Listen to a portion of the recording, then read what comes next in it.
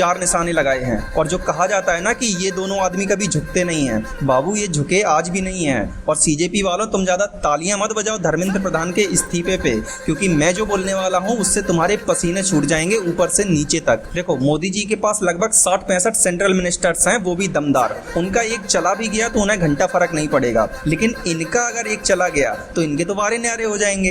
अब फंडा क्या है बेसिक से समझो।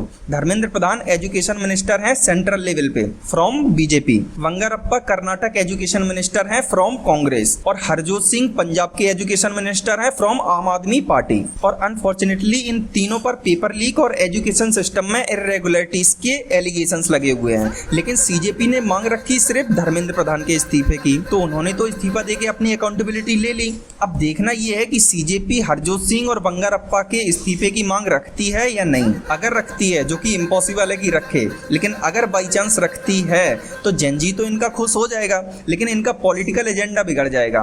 पीछे से जो फंडिंग आ रही है वो भी रुक जाएगी, माने सीजेपी वहीं खत्म हो जाएगी। और अगर नहीं मांगती है तो भी सीजेपी खत्म, क्योंकि फिर इनका खुद का यूथ इन्हें खा जाएगा। उन्हें समझ में आ जाएगा कि ये सिर्फ यहाँ अपना पॉलिटिकल उल्लू सीधा करने आए थे। माने दोनों ही स्थितियों में डिप के तू तो गया।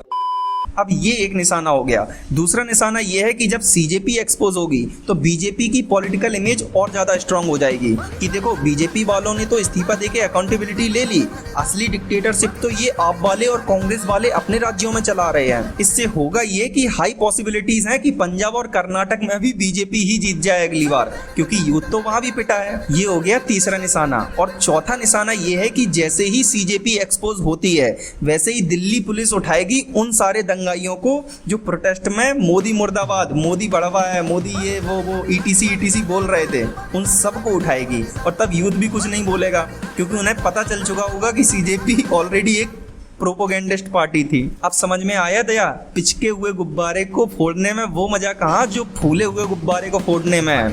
हालांकि ये मेरी सारी खुद की गट फीलिंग्स हैं, लेकिन बहुत हाई पॉसिबिलिटीज हैं कि आगे ऐसा ही कुछ होगा।